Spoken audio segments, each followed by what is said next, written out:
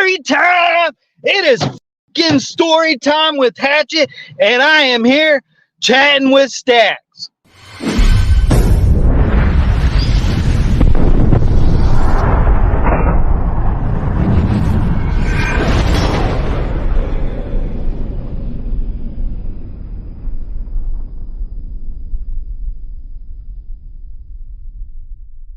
Welcome to this episode of Chatting with Staxx. I'm your host, Bill Staxx, and today I got Hatchet. How long have you been down there in Texas? Down here in Texas, I've been here 7 years now. And I got with the club a year after I got here. I was doing a hang around. I hung around for a year because you never sign up for something. And I tell a lot of people, don't sign up for something because in a year, they're going to show their true colors. At least hang around for a year, because they won't talk to a hang around, but you can watch their actions. Yeah. And then do prospect. If anybody offers you a full patch, just come this way, over here, man, don't do that. Don't do that unless if you know that little click. And that's what you see a lot of. You'll see a lot of patch jumpers. Because they know that click. They're not loyal to anybody. They're just loyal to that one person. There was a big incident down there where there was a shooting, right? Yeah, that was Twin Peaks. So that's what actually created RMC. So my founder, his son was the first one that was shot and killed at Twin Peaks. So me being a paranoid motherfucker, I dug into everything on it. I was watching all the testimonies. I was reading all their paperwork. And the founder, he pulled discoveries on almost everybody. Anybody that came to our club had to have a discovery on what they were doing out in Twin Peaks. So I wasn't a part of Twin Peaks, but I know every one of the families. And I've read all these discoveries. I was doing all the interviews. But what sucked me in was actually my founder's wife's testimony online. And when she was crying and she was talking about her son, Chain, I seen that emotion because I felt that emotion my whole life growing up. And so the brothers that actually lost family that were there, I knew that emotion. I've known that emotion, so I felt it. And they would talk to me, and that's where my attachment disorder comes in. So I cling to them, right? And everybody that knows me here in Texas, they're like, Hatchet saw a motherfucker. Once he knows you, he loves you. Just hopefully he never learns your government name, because then you ain't friends. You ain't brothers anymore. I did a lot of research, and the founder is the one that actually taught me how to ride a Harley. And then I had certain brothers that would take me out, and I didn't learn slow. Like, these guys would push me and push me. So I was on a Harley during the snow, rain, it don't matter. Freezing cold, I was constantly on a Harley. And I worked in Tyler, and I lived in Waco. So I'd travel 2 hours to work every day, back and forth. So it was a total of 4 hours on my Harley, back and forth. And I had a blast. So I started moving through the ranks because how loyal I am. I lost my patches 3 times. 3 times. You lost them? What do you mean? Yeah, over being too violent. So I grew up like hanging out with gangs and stuff.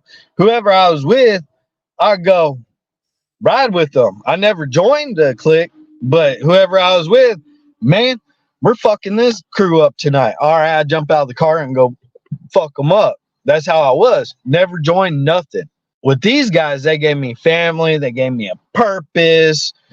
And so I joined them. So this guy would have issues, and I was the first one down there, and I was handling it. So I ended up losing my patches 3 times. I was knocked down to a prospect 3 times. And then I'm like, wait a minute, you don't want me to be violent? Well, no, my founder's like like a target on your back, right? If you got your patch on and you're doing something. Yep. Yeah. But it wasn't that I was wearing my patches. It's the people that I was going after knew about it, so they called my organization, and to stop a war, I'd be the one getting in trouble. So Yeah. I can't really go into details on the stupid shit I know I've done, but definitely for the MC. But then I was like, you don't want me to do that? And my founder looks at me. He's like, you're a whole lot smarter. Read this book. And he hands me Art of War. He said, read this book. So I started reading it. And I was like, all right, that doesn't make no freaking sense. He's like, one day it'll make sense. And then he goes, read 48 Laws of Power. And I'm like, man, I could read person across the room. He's like, yeah, that's the reason why you've always been my essay. I was like, all right. He goes, but I want to teach you how to be a secretary. So he taught me how to be a secretary. And then person, I was secretary in a chapter. I was a sergeant at arms in a chapter. I was a president in the chapter. I went up through the ranks. And then I went regional essay. And then I was national secretary of our club, national sergeant arms of our club, and then I was the national president of our club. But I'm the type, because other clubs dictated my patches when I was a prospect. When they tried to dictate one of my brother's patches, I jumped all over that club. I was like, fuck you, blah, blah, blah. I was going at it. Well, I ended up getting voted out of national presidency. And this is, I was building it. And I was getting all these like really good guys. And I wasn't there yet where I should be like, hey, I'm going to war with this guy, fuck this guy, I wasn't there. That's always been my mindset. They got scared, voted me out. And I was like, you know what, if you want this, I took off my colors. I was like, you can have this. I said, the last 5 years been a roller coaster. So in 5 years, I rose all the way up to a national president. And a lot of people are like, yeah, that club, it'll build and fall, it'll build and fall. And that's because of the split. When we had the split, we took their name, we took the Texas bottom rocker, and we took a diamond. And we're like, fuck y'all. It's the same name, but it's a different club. Yep, same name, different club. And that's because their motto, one of their mottos, their main motto is, I'm your brother's keeper. And so that's the reason why we made our motto, never forgive, never forget, because they didn't keep their word when all the brothers went to Waco. And what's really funny about the situation, like, our name would have been changed, but in 2020, one of our brothers was gunned down. And because now there's blood on these colors, you can't just give up these colors. If they would have waited 2 months, only 2 months, our name would have been different. They would have won. They would have won by us just saying we're tired of saying we're not them, right?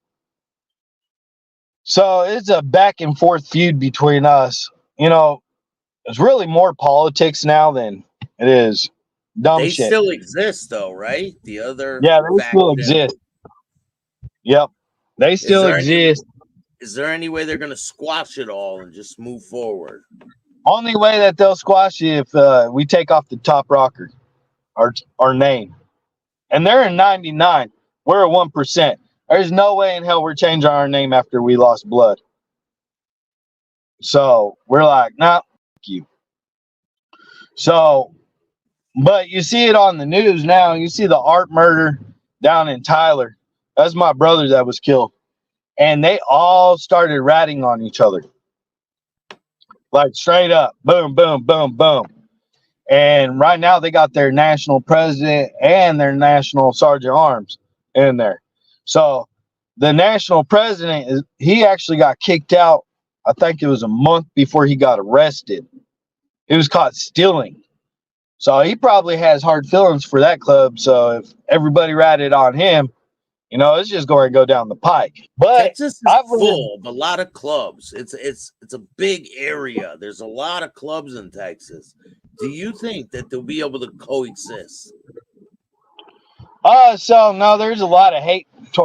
What it is one club, almost, it's a divide, because these clubs don't like the Banditos don't like these clubs. So even though that these clubs aren't as big as the Banditos, those clubs, they're all number wise. When they get band together, they go at it. I noticed a lot of that when I was prospect, like we've never like really had a major issue with that club. We've only had an issue with the Ugly Men. So those two clubs, the Banditos and the Uglies, they're the ones that went to Twin Peaks. But that was all set up by feds. All that was done by feds. And I could tell you that if you ever go to a COC before this, you didn't have thousands of fucking cops sitting there waiting for something to pop off. So one of the things is a lot of people are like, oh yeah, we do background catch informants. You'll never find an informant. I'm sorry, you can't keep the police out. If they don't want you knowing who they are, they can write up a whole new background for this guy. They can do whatever. Like, yeah, that's the truth. Reason why you do backgrounds is to keep the chomos out. Plain and simple. Right? Yeah. That's how I see a lot of people, you know, I'm worried about cops. I'm worried about feds. Well, stop doing the illegal shit on that. But a lot of people don't know is that the feds used to use organizations to move drugs to pay for a war that wouldn't exist if the feds weren't in control of it. So the feds up at Twin Peaks and the county and everybody, they wanted the war to stop. So they set it up. Oh, and it was cops giving information to their informants spreading the word. So I actually did a whole TikTok series on this. I took it down because I called out one guy and he ended up calling the feds saying my life was in danger. So I had the feds actually come. Yeah.